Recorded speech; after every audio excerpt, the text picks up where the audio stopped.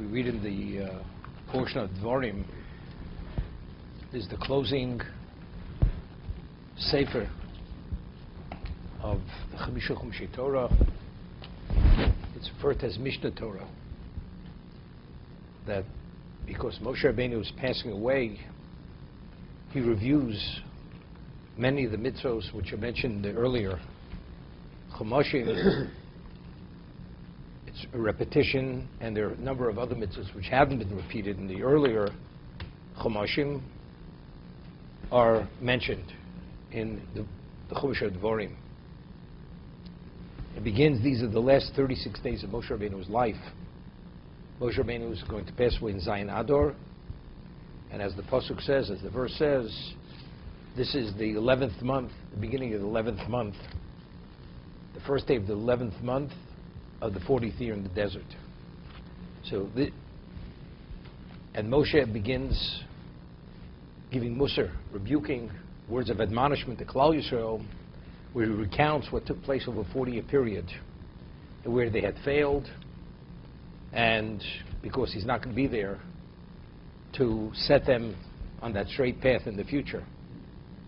As great as Yeshua was, who was his successor, but he was only a semblance of his teacher, as the Gemara tells us, that Pnei Moshe, Pnei Chamo, Pnei Yeshua, Pnei Levana, as the moon is a reflection of the light of the sun, identically Yeshua was only a semblance of his Rebbe, of his teacher, Moshe Rabbeinu. And the reason why Moshe has to be the one to repeat the mitzvos, with the passing of Moshe, this was what we call the conclusion of the Torah itself, of the written law and the oral law. So therefore, until the last moment of Moshe's life, as we read in the portion of Zos HaBrocha, Moshe Rabbeinu says, I have no permission not to come and not to go. So Rashi cites Chazal, the Midrash, that all the Mayonos HaChochma, the well springs of wisdom, were closed down, meaning that flow of information, which was Nevuah, which was prophecy, Pe'ah Pe'ah Dabirbo, he prophesied in the wake state, it came to an end, at the very end of his life. And that was the closing of the Torah Shebechsav and Torah Shebal Peh, the written, the oral law, at that moment. So the last 36 days of his life, before he repeats and reviews many of the mitzvos and introduces a number of other mitzvos, he gives them words of admonishment. The pasuk states, Reishis Chochma Yiras Hashem, the beginning of wisdom is the fear of God. Meaning that for a person to be able to process the mitzvos and the Torah properly, it has to be predicated on Yiras Shamayim, on fear of God. Fear doesn't only mean fear of punishment. Fear means reverence, revering God. And of course, the more advanced the fear, the greater capacity, and the greater the worthiness of the person is that he has relevance to spirituality, to have a relation with God. The Gemara tells us that the repository for Torah, or the gate that protects the Torah, is what? Is Yiras Hashem. As it says, Yiras Hashem Hiotzoro, the Otzer, the storage location for Torah is Yiras Shamayim, is fear of God. Reverence, the more you extol and you revere and you esteem God, the greater God entrusts you with His Torah. So Chaim Voloshin writes in the Nefesh HaChaim, his work in the fourth gate, Shar Dalid, a father has endless amounts of wheat and other assets, and the son comes to the father and says, Father, could you give me so many bushels of wheat? So the father asks the son, I'm happy to give it to you. Where are you going to store it? He says, well, I'll put it in the street. He says, but you put it in the street, the horses, the wagons, they're going to totally destroy it. So what's the point of giving it to you? If a person is Yiras Shamayim, that means he esteems God, he reveres God. The Torah itself is seen and upheld in the most delicate, reverent way. If a person has no Yirah Shamayim, doesn't revere God, doesn't fear God, what happens to the Torah? It becomes disgraced, it becomes denigrated. Therefore, God is not going to trust you with something which is His chemda, which is His lekach tov. He's not giving you His ultimate level of commodity. So Moshe is about to review the Torah. He's about to introduce new mitzvos. What is it predicated on? Elad Dvorim. The opening statement, words of admonishment, words of rebuke, that the Jews themselves, this is the new generation. This is the generation which was less than 20 years old when it was decreed that they should perish over a 40-year period. This is the generation that's entering Eretz Yisrael. For them to have the capacity to fully appreciate what Moshe Rabbeinu was going to communicate to them, the repetition, review of mitzvos, and the new mitzvos, that they should have that capacity, one needs the musar, one needs the rebuke, one needs the admonishment. Because that's the prerequisite to have the capacity and the worthiness to be able to receive it and process it as it should be processed. So it begins Elad Dvorim. Ela, numerically, is 36. These are the words. It's 36 days before Moshe Rabbeinu is passing away. Asher diber Moshe el kol Yisrael, Be'er Yarden, on the other side of the Jordan, before they crossed, because Moshe Rabbeinu didn't merit to cross the Yarden to go into Eretz Yisrael. Bamidbar, Barovo, and identifies various locations: the desert, the Arova, the plain, Molsuf, opposite, seemingly the Amsuf, Bein Poron, Bein Tofel, between Poron and Tofel, Velovon, V'chatzeres Adizov. So Rashi cites Chazal. The Rav Yochanan states he traversed all the psukim in the Torah, in prophets, in scripture. There's no such location as Lovon. So all these words are really allusions to various things which took place in the past. Failings, setbacks, which took place over 40 years. Rashi cites Chazal, Omer Rav Yochanan, Chazan al Kol HaMikra. He said he's reviewed all the text. There's no such location as Tofel and Lovon.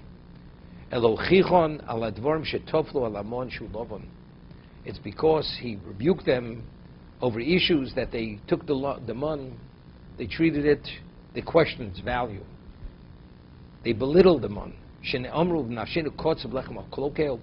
Our souls are disgusted with this wafer-like light bread.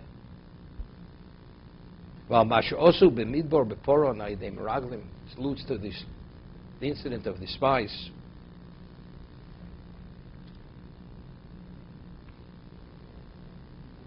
It's all on an illusionary level. So Rashi again cites the Midrash.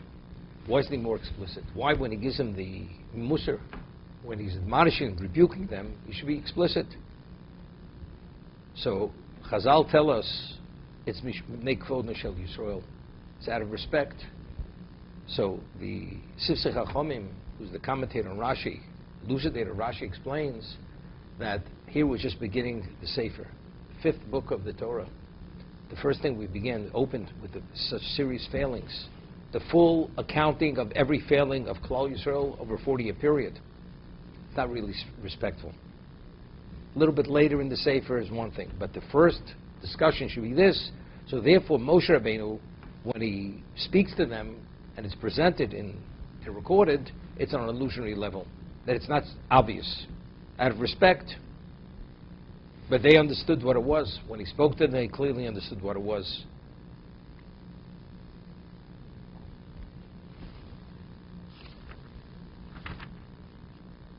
Over here, the Ramban writes in his commentary, HaSefer Hazeh Inyono Yodua Shu Mishnah Torah. He says this book, its subject matter is known, and it's a repetition of the Torah. It's a review of the Torah, Mishnah Torah. Yivar bo Moshe Rabbeinu ledor hanichnas b'oretz rov mitzvos hatzrichos Yisrael. He goes and he elucidates to the generation that's going to enter into the land the majority of mitzvahs which they need to live by when they're in Eretz Yisrael.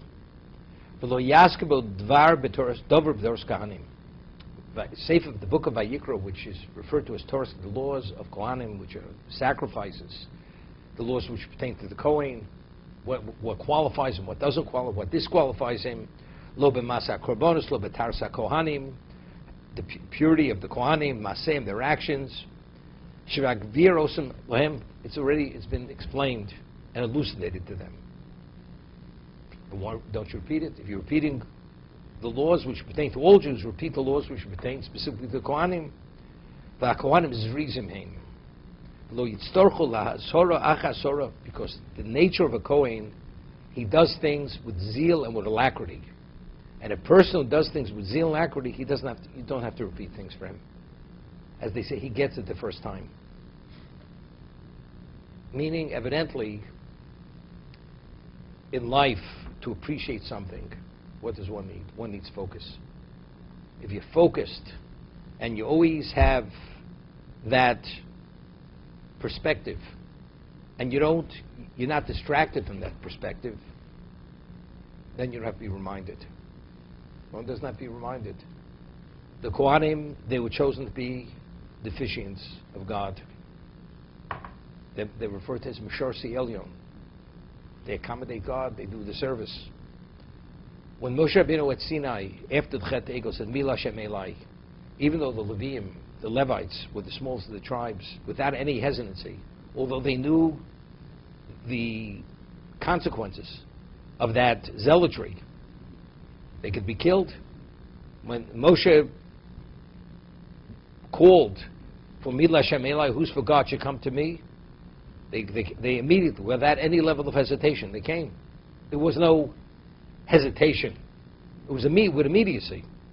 When Zimri was killed by Pinchas, who was a Levi at the time, but what did he demonstrate?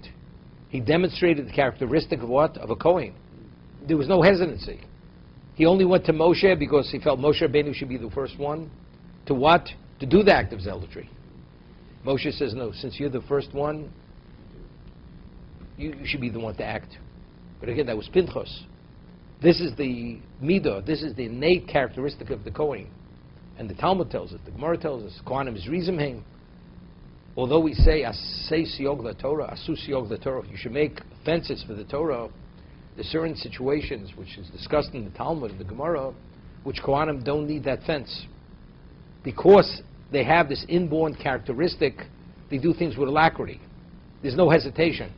Their focus is directly to serve God. And that's why they act with such force and with such immediacy, for that reason. There's reason heim. It's interesting.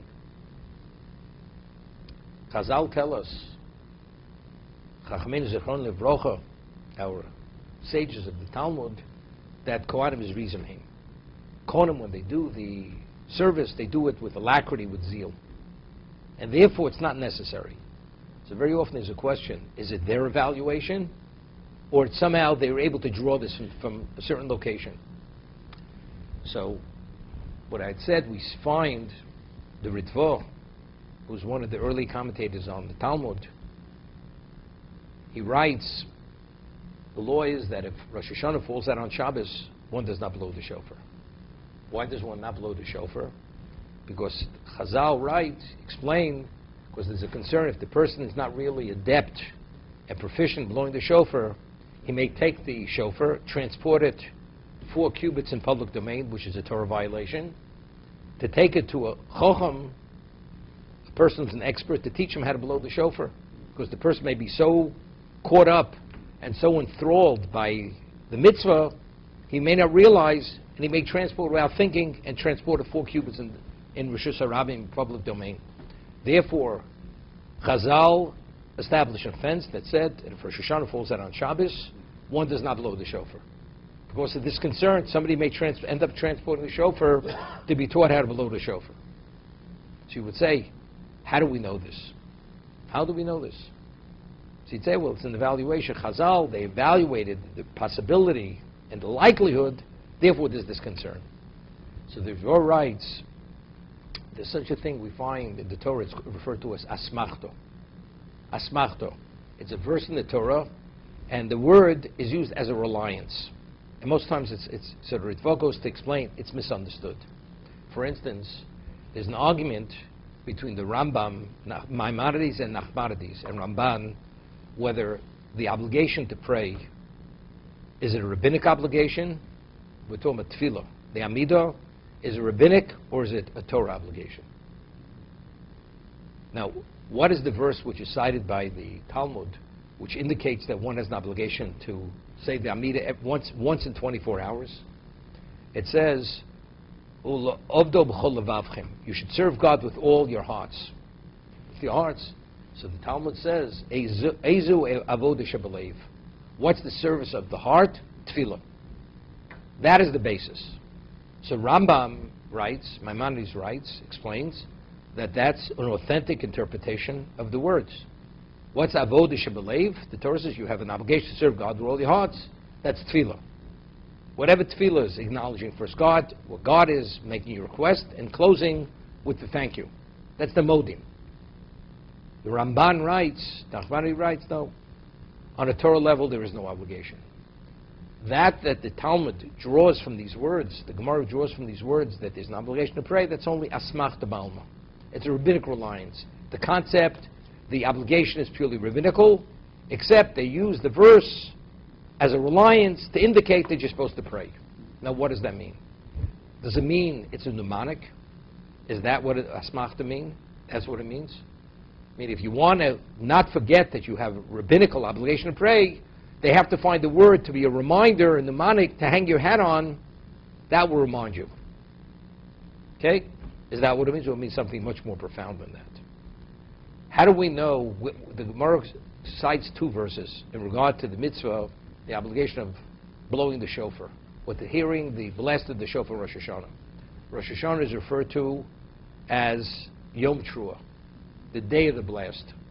And there's another verse which refers to Rosh Hashanah as Zichron Trua, the remembrance of the blast.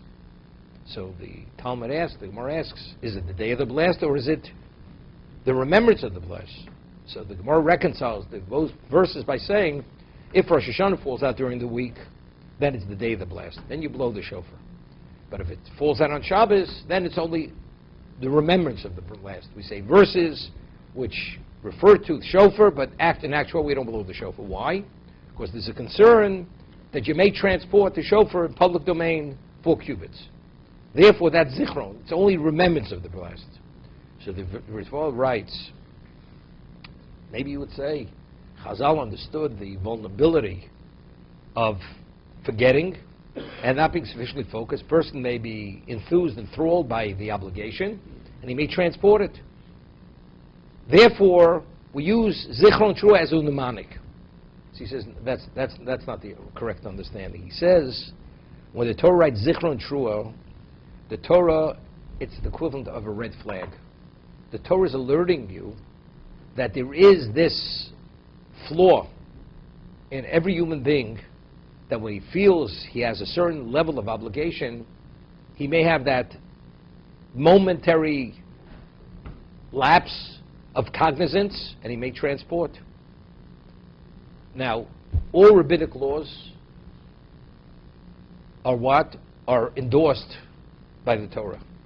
That the Chazal, the rabbis, are vested with the power to enact, promulgate, legislate laws, that's on a Torah level. You should not deviate from what they direct you. You have to follow what they legislate. But why are they legislating defense in this particular area? Because the Torah itself is alerting us that there's such a thing as zichron trua. On a Torah level, of course, you blow the shofar Rosh Hashanah. That falls out on Shabbos. But they're alerting us that Shabbos is a day that has relevance only to the zichron. It's up to Chazal to choose, do they act and legislate defense or don't they? So it's not they had a concern, and we use the word as a mnemonic, but rather the concern is alluded through the verse by the Torah saying zichron trua. It's a remembrance of the blast. As a result of that, we know that this is a shortcoming in the human being. This is a blind spot. There may be this lapse, and if there's this lapse, Shabbos could be desecrated. So it's not they had the understanding, but rather everything emanates from the text itself, from the Torah itself. And the Ritva writes, and a person who does not believe this is the understanding of Asmachto, Ein lo chelu b'Torah Moshe Rabbeinu. He's considered, classified as a heretic. That's how strongly he speaks. So now, the Torah says, L'ovdo b'chol levavchem. You should serve God with all your heart. It's a mnemonic. You'd say, well, it makes sense to serve God. And you know something? To remember that it's the right thing, although it's purely rabbinic, we found a pasuk. No. L'ovdo b'chol levavchem says it's something very valuable, although it may not be an obligation. The obligation, according to Nachmanides, Ramban, it's rabbinical. Eza avoda shebelev, which service is the service of the heart? That's Amidah, that's Tefillah. So again, where's it emanating from? It's emanating from the pasuk, from the verse itself. There's a famous word from Rabbi Simcha Tvinsky writes, although there's an argument between the Rambam and the Ramban, whether Tefillah, whether the Amidah is a Torah obligation, but everybody agrees, he says, even Nachmanides agrees, Ramban agrees, that the concept is a Torah concept. You may not be obligated to pray, but when you pray as you should pray, actually it opens all the channels. There is a communication between the person and God. Otherwise, how do we know you can even speak to God? Right? The answer is, the pasuk, when it says L'ovdo, you can serve God with all your heart. Although it may not be an obligation, but the concept is a Torah concept. So again, even according to Ramban, the verse itself is alerting you and making you aware that you can't speak to God. There is such a thing as service of the heart, which is tefillah. So that the Chazal, they understand that there's something unique about the Kohen. The Kohanim is rizimhim. How do they know that? Was it their evaluation? They read history and they say, well, we see Kohanim, they do things with zeal and alacrity. It started with Shimon and Levi when they destroyed the city of Shechem, when Dinah was defiled. Or was it the story with Mila Shem Eli, or the story of the Chashmonoim, that they were the zealots to drive out the Greeks out of Eretz Yisrael when they desecrated the sanctuary in the Beis Hamikdash? Is that what it's about? That the Torah, Moshe Rabbeinu did not repeat Torah's Kohanim in Sefer Dvarim, which is Mishnah Torah. Why did he repeat it? Because they are Zerizim. Because they do things with zeal, and they don't procrastinate, they don't hesitate, and they address the obligation immediately, meticulously. That reveals that the characteristic of the Kohen is Zoris. He's a person who does things with zeal and alacrity. So it's their evaluation. Everything is extrapolated from the Torah itself. That Moshe Rabbeinu did not repeat Torah's Kohanim confirms and establishes Kohanim's Rizimim. The Kohanim, that is the essence of who they are.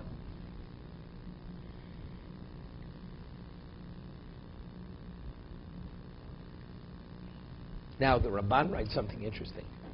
I explained why does Sefer Dvarim Mishnah begin with rebuke, with admonishment, with musar, tochocho.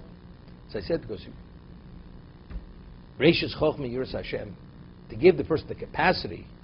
So he explains the Ramban, V'tam sheyaschel b'yirat Torah hischel lochichom v'terem. Before he began elucidating and presenting the Torah, he begins with rebuke, lahaskelem avonoseim, to remind them of their shortcomings, their sins.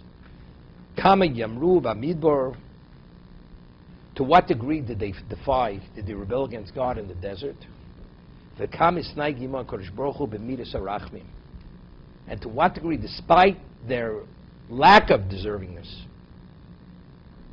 despite all that, God had exceptional rachmim for them.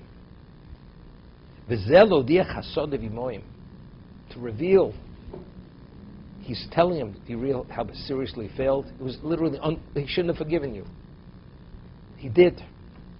So despite all the setbacks and all the regression and all the whatever happened, the punishment, but after everything's said and done, it's a display of unlimited mercy that Hashem showed you. Shows the rachmim.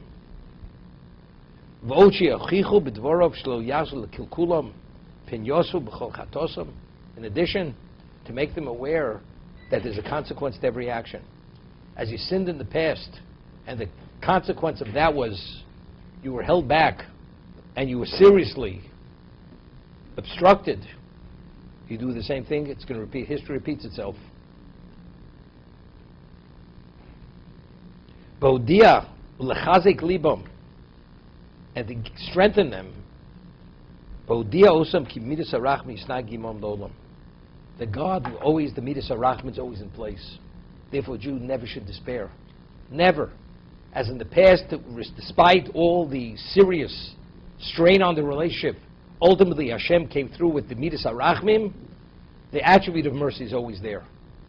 As much as Satan prosecutes, and he allows his head to be reared, which activates the attribute of justice, but how long does it last?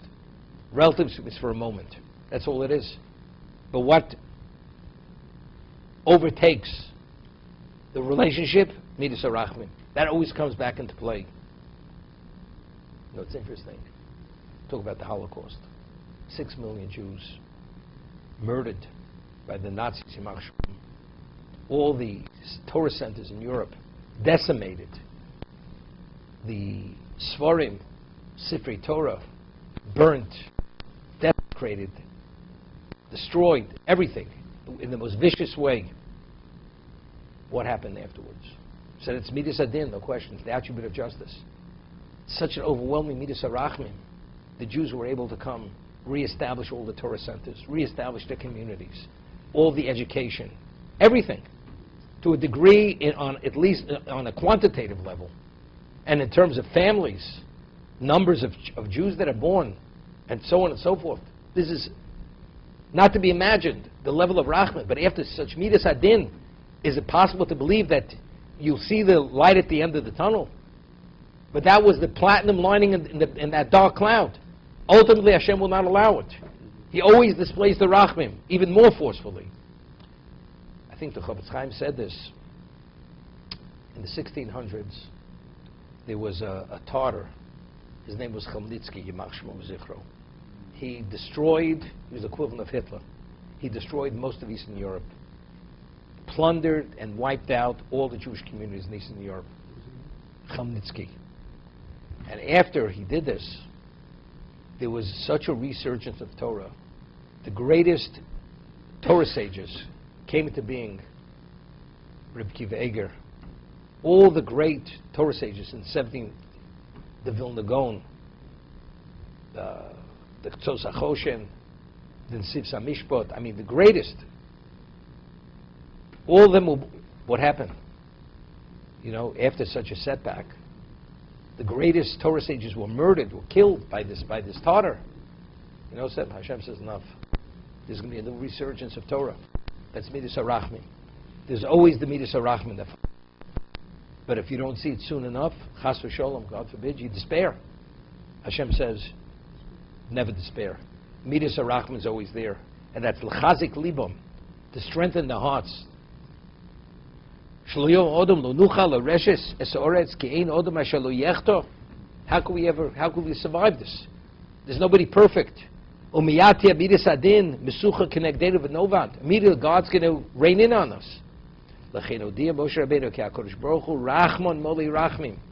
Rabbeinu is making it known to them, is informing them. Hashem is overwhelming with midas with the attribute of rachmim. Ka'aslicha v'amechilo mimenu yizborach. Forgiveness at many levels is actually an assistance and a support for people to serve Him. Knowing that. As David says in Tehillim, God has the ability to forgive. Of course, you have to be fearful because you want Him to forgive. But ultimately, He is forgiving.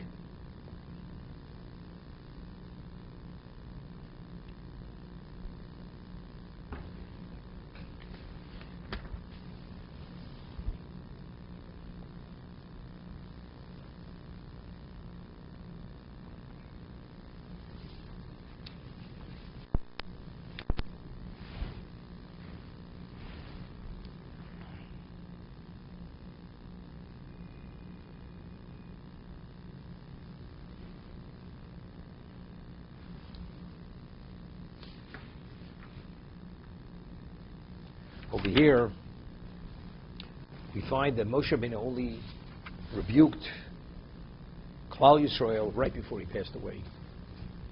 During the 40-year period, he did not rebuke them. So Rashi says, Chazal, it says, Vayi barboim shana b'ashtei oseh chodesh b'echad l'chodesh. It was the 40th year, the 11th year, the first day of the 11th month. Malamej lo ichichon el somuch lemisa. He only rebuked him right before he was about to pass away. It was the last 36 days of his life. Mimi lomad. From who did he learn this? Miyakov. Shlo uchiach esbonav el somuch lemisa. He did not rebuke his children until literally he was on his deathbed. When he gave them the blessings, he blessed them and he rebuked them simultaneously. Omar, what did he say? Ruvain b'ni. Ruvain failed. What did Ruvain do? After his mother passed away, after Rachel, Imenu, passed away, he took the concubine's bed and put it in his tent rather than his mother's. And he went without consulting with his father, asking permission, and he took his father's bed and put it in his mother's tent. Omar, as a result of it, he forfeited many things. It was considered very serious. Omar Ruvain b'ni, ani omaloch v'nei malo chicho kol Hashem alolu. He said, Ruvain, why did I rebuke you, admonish you all these years? This happened in Canaan when he was young. Kadesh lo tenecheni, because I'm concerned that if I would have, you would have left me. V'teilach v'sidbak be'esav ochi. You would have gone and attached yourself to Esav, my brother. Therefore, I was concerned by giving you musar, by giving you rebuke, you would have been devastated, and as a result of that devastation, you would have gone and attached yourself to Esav. Now let's understand it. A person, Ruvain, he's the Bechor. He's Yaakov's firstborn. If his father rebukes him, he's going to worse than the devil. He's going to Esav. He's giving it all up. He's become a heretic. Esav said, "Les din v'les dayan." There's no judgment. There's no judge. Is that where he's going? How do we understand it? But Yaakov was concerned. Now, factually, when Yosef was sold into slavery, Reuven was not there. Right? He originally said, "Put him in the pit," and he comes back. He finds he's no longer in the pit. Where was he? So Rashi cites two interpretations. Either was that day to serve his father, that's why he was there, or he was preoccupied with doing tshuva, with his sackcloth and his fasting. That's what he was preoccupied. He was consumed with tshuva, with repentance, sackcloth and fasting. So what did he need rebuke? Why did he need rebuke? Seemingly, he fully embraced the wrong they understood. He embraced the failing, and he tried to make amends. So what did he need rebuke for? Evidently, somehow he was sensitized to his failing. So what's Yaakov said? The reason why I rebuke all these years, because why there's a mitzvah to hit a person over the head, even though he'll do tshuva on his own. Seemingly, it says that his teeth were blackened from fasting. It was to that degree. So what exactly did Yaakov say to us? Reuven, you know why I didn't rebuke until the day that I'm dying, is because I was concerned you may attach yourself to Esav, my brother. Firstly, who sensitized Reuven to do tshuva was Yehuda. When Tamar was going to go be burnt, and he openly admitted, I fathered the children. So he said, Sot could be many. So when Yehuda went and publicly announced that he failed, that he was a sinner, that sensitized Reuven to do tshuva. V'zos Yehuda Yomar. When Moshe Rabbeinu prayed that Yehuda's bones were restless in the coffin for 40 years, Moshe prayed for the reinstatement of Yehuda. He should enter into Yeshiva Shamala, into the heavenly yeshiva, by saying he's the one who caused Reuven to do tshuva. This is unrelated to Yaakov. Unrelated to Yaakov's rebuke. So what does it say over here? Yaakov had to rebuke him at the end of 40 years, right before he passed away. Just to understand it. We read a story in the Torah that, just read it recently, there was no Slavchot. The daughters of Slavchot only had daughters. He had no sons. And there was a question of inheritance. Does a daughter inherit if there are no sons? So they came to Moshe Rabbeinu and they said, the way we understand we deserve, we are heirs. And we have a right to our father's estate. Because our father was not part of the Adas Korach. Was not part of the congregation of Korach. Because they forfeited all their rights of inheritance. Therefore we have a right. But factually the father was put to death. God said he must be put to death. What did Slavchot do that he deserved to die? So the Gemara says, there's a question, what he did? He violated Shabbos. He went and he reaped on Shabbos. Now the question, why did he reap? Why did he reap? So the Gemara says, the reason why he reaped, he did it for the sake of God. What did he do? We rule on halakha level that if a person does a creative activity on Shabbos, not for the sake of the creative activity, but the creative activity is only a byproduct of your intent, you're not in violation of Shabbos. For instance, all the 39 classifications of creative activity is extrapolated, is drawn from the Mishkan. Everything they did in the Mishkan was creative, was not destructive. And any creative activity was done in the Mishkan was done for the sake of the action itself. So now, if a person digs a hole and he has no interest in the hole, he's only digging the hole for the earth. He's not, according to Reb Shimon, which is one opinion in Talmud, which we rule this way, he's not in violation of building. Digging a hole is like digging a foundation. That's building. That's violation of Shabbos. But if you dig the hole, not for the hole, but only, the hole's only a byproduct of your intent where you want the earth, you're not in violation of Shabbos. But let's say a person wouldn't know that. And his intent is to dig the hole for the earth, but he says, I'm digging the hole for the hole. And he's forewarned by witnesses, he'll be put to death. Although he knows the truth. And God knows the truth. But based on the way it's understood and it's witnessed, he'll be put to death. After the Chet HaMeraglim, the story of the spies, God says, they will come to an end and they're going to die. They have no share in the world to come. Initially, the generation of the spies, those between 20 and 60. If a person hears he's going to perish, never go into the land, he has no share in the world to come. They say, you know something? That means all my obligations as you are totally irrelevant. We'll not keep dietary laws, we won't observe the Shabbos. So what did Slavka do? He went intentionally violated the Shabbos by reaping to show them that the laws are still in place. And you have full liability. You're fully culpable. And he was put to death. But in reality, only he and God knew his true intent. Even Moshe Rabbeinu didn't know his intent. Because what he had done, he really didn't violate the Shabbos. Because why did he reap? He didn't reap because he wanted the wood. He reaped to teach the lesson that the laws are still in effect. So if that's the case, the malacha, the creative activity, reaping is only a byproduct of his intent. So in fact, he was a tzaddik. He was willing to die for the sake of Klal Yisrael. That's the idea. Because the Jews themselves felt totally disenfranchised, and they were depressed, and they would have totally violated Torah.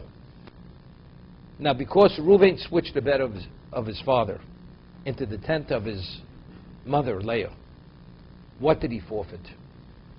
Being the Bechor, the firstborn, he was meant to be the Kohen. He was meant to be the king. He had every right and level of distinction which he forfeited because he was impulsive. If a person is told, you know something, because of your impulsive behavior, you're disenfranchised. You've been reduced to nothing. What does a person feel? So what's my worth? What's my value? Nothing. You know something? I'm out the door. I'm going to join with Esav. We're not talking about understanding the nature of his sin. Of course he understood that. That Yehuda already, when Yehuda publicly admitted that he fathered the children, that alerted Reuven, he has to he did tshuva. Sackcloth, fasting, remorse to the depths of his being. There's not a question. But Yaakov said a lot more than that. Pachas kamayim, like you're like flowing water, the impulsivity that you have. Therefore you're not qualified to be the king for leadership. And you're not qualified to be the Kohen, to be officiant. That's what he told them right before he died. If he would have told them it earlier, so what am I, what's my worth? I have no worth. That's what we're talking about. We're not talking about just making a person aware that he has to do tshuva. It's by giving him the full gamut, the full understanding, and the ramifications of what it brought about, the sin. That's what we're talking about over here.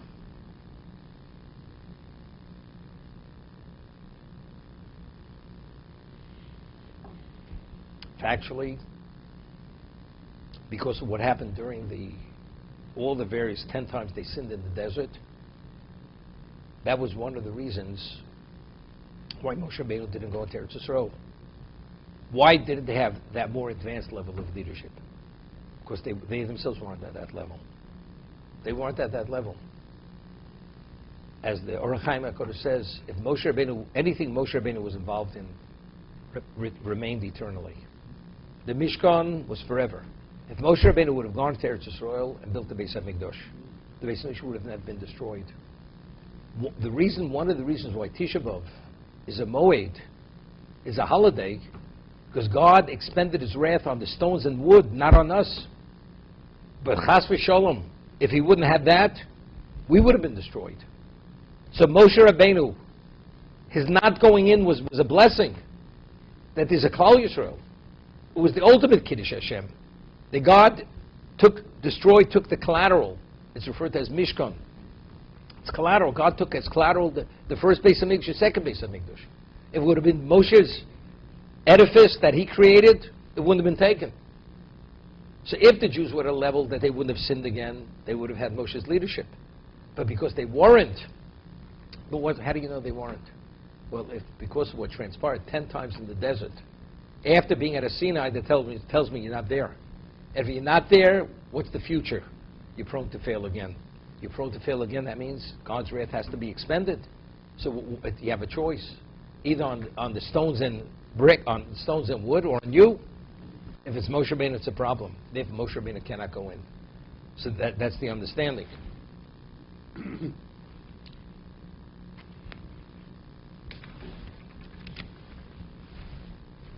Over here, the Orach Chaim HaKadosh, he explains all the various locations on an illusionary level, and it all has to do with Torah.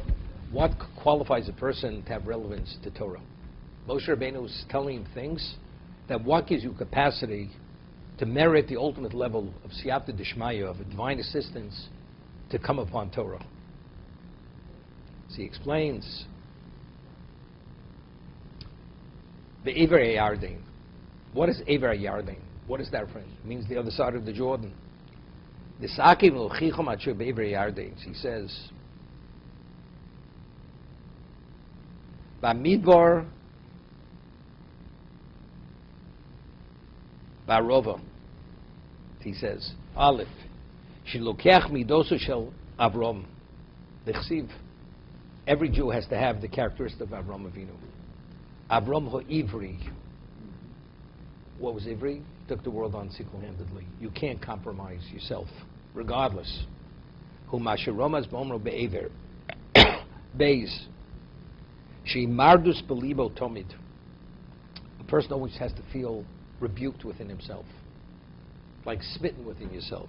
Komram Zal Tovet Mardus Achs Belibo Shalodom Me Malkios. If a person is oblivious to doing something wrong, he's oblivious. He really doesn't value it. You could give him lashes and beat him 100 times. If his perspective doesn't change, he's going nowhere. So you see he's bruised. But if a person takes it to heart and he realizes he's wrong, even once, that has greater value than receiving 100 lashes. Humashir Romas Hayardein Mardus. Rabbinic lashes are referred to as Makus Mardus. Rodem means to take control. Gimel Midis HaNova. Humility is crucial. Why? Ba'omram Lolim Yosem Atzmo Kimnidbar. A person should be just as a desert, has no character. It's desolation. There's nothing to show for it. And it's ownerless. And it's there for everybody to trample. That alludes to a person, if he has that characteristic, he has relevance to Torah. Dalit Shnei Novab Der Chanos. Lo derech hapchisus hanimos. When a person's humble, it has to be with on a quality level. A person who feels it's not you feel you're worthless. Humble person knows his worth. Except, but there's no therefore. I may know, Moshe Rabbeinu knew he knew more than anyone. He's more capable than anyone. But he's still the most humble person who ever walked the face of the earth. Why? Because there's no therefore. I am what I am because that's what I'm supposed to be. There's no taking personal credit for anything. That's what I'm here for. It's like a person, today we've reached a level that the person works for a company, he's honest, he comes on time, but he never closes a deal. So he comes to bonus time, he says to the employer, I think I deserve a bonus. He says, you know why? I never stole from you. You never stole from me, but that's what you're supposed to do. You're supposed to be an honest employee. But I always came on time. Well, you're supposed to, I'm paying you to be here so many hours a day. That's not a basis for a bonus. The same thing. A person is l'kach notzorto. Im lomad the Torah harbe al tachas tova latzmecha. It says in Pirkei Avos. If you learn the enormous amount of Torah, don't pride yourself. Ki l'kach notzorto. God says, what do you think I put you on the face of this earth? I gave you an intellect. I gave you health. I gave you whatever I gave you. All the amenities of life. What? Only to be invested in Torah. So are you going to pride yourself? Does a person pride himself that he breathes so many breaths a minute? And his eyes blink so many times a minute? There's nothing to pride. That's the function of a human being. So a person, when you demonstrate and display your humility, or you behave within a humble context, it should be not in the disheveled state. It should be in a quality way.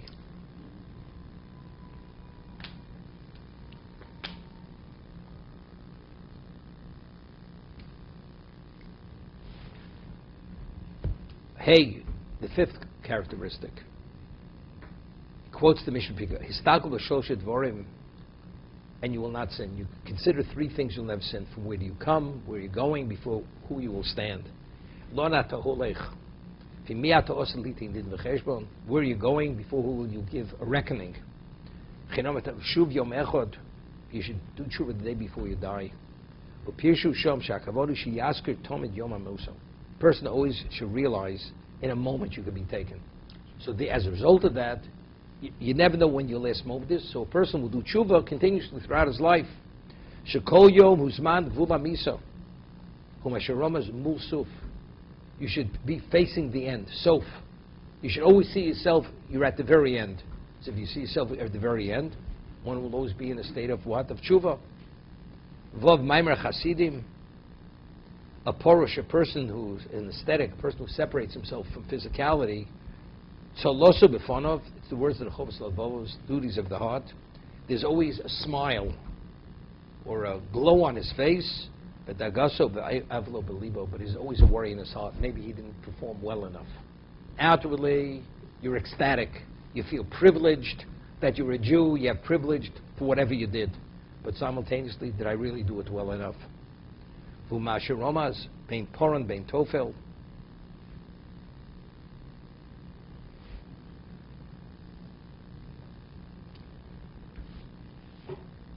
Keeps going, the various characteristics, what one's commitment has to be.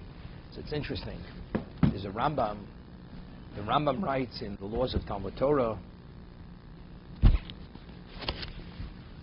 he speaks about the characteristic of humility, which is crucial and a prerequisite with the Torah. And he writes, Divrei Torah nipshul kamayim. The words of Torah are analogous to water.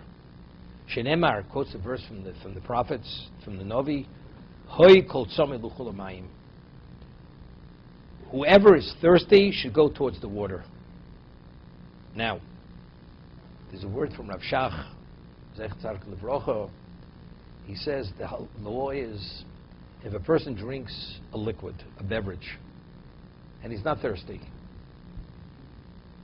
let's say you want to drink some juice to take some medication, not to quench your thirst, one has to say a bracha before you drink that liquid. Why? Because the liquid itself has an innate taste to it, so there's a benefit.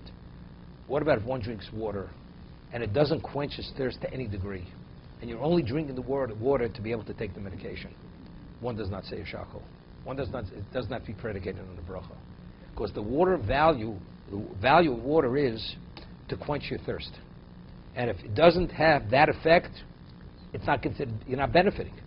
But any other beverage which has a taste, whatever the taste is, as long as it's potable, you have to say a bracha because there's a benefit. So he said, the Navi says, Hoi kol tzomei l'chul hamayim. The thirsty one should go to water, and water is Torah.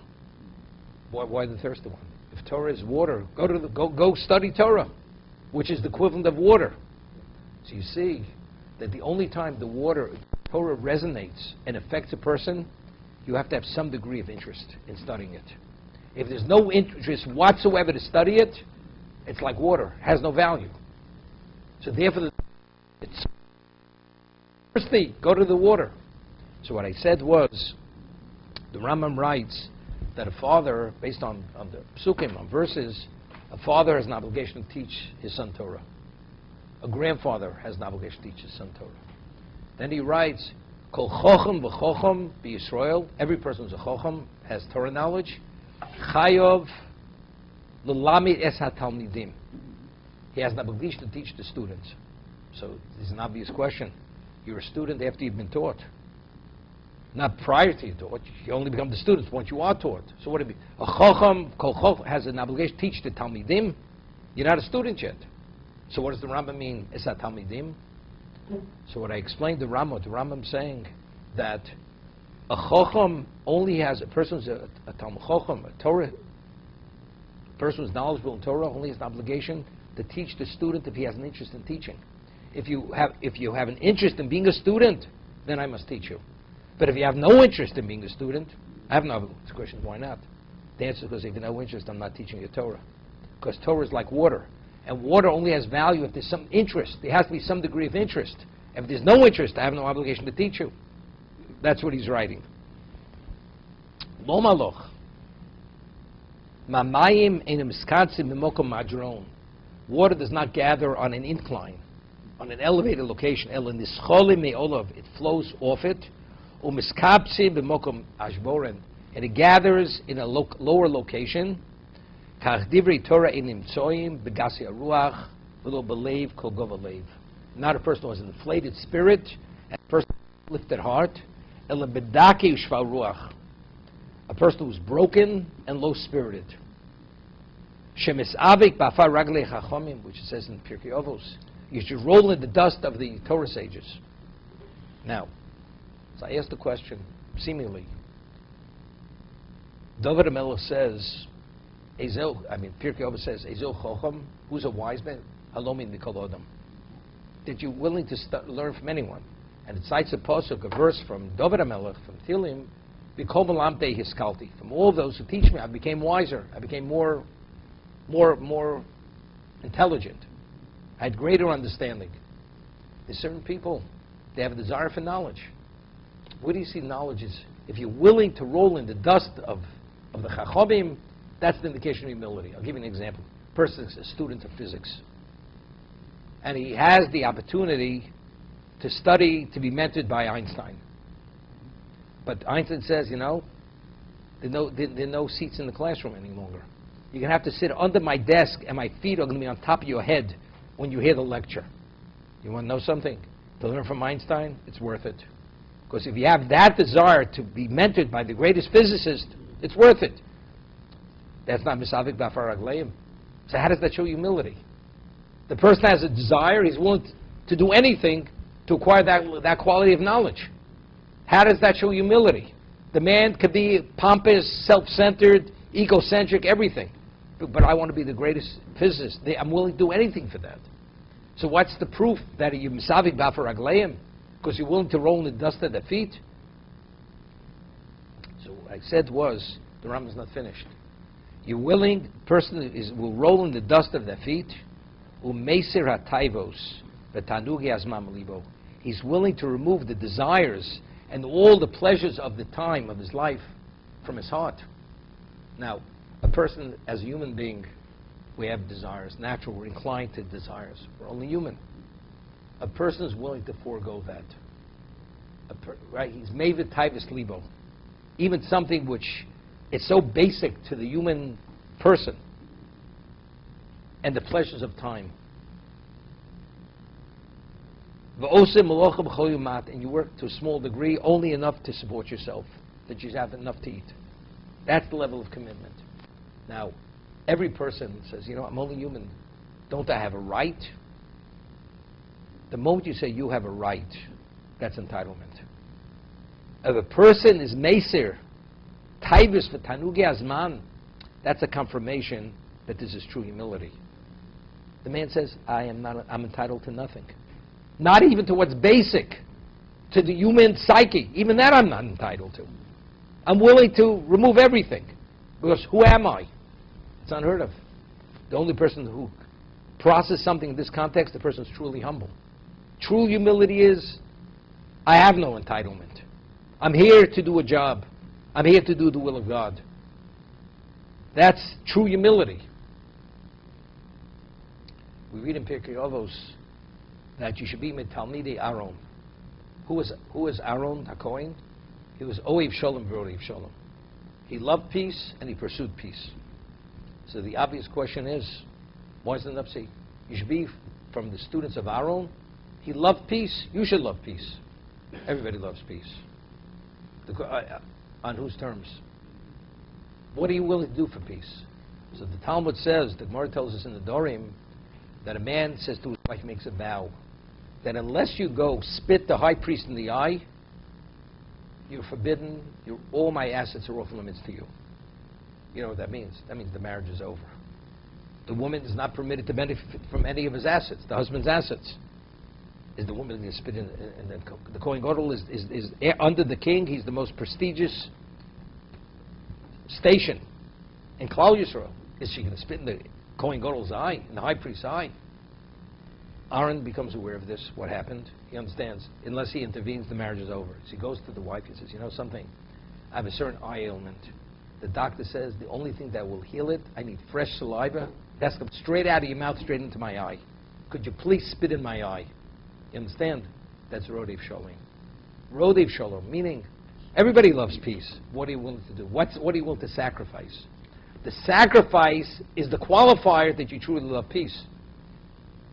I'm willing to roll in the dust of the greatest scholars' feet to drink of their well springs. Sure.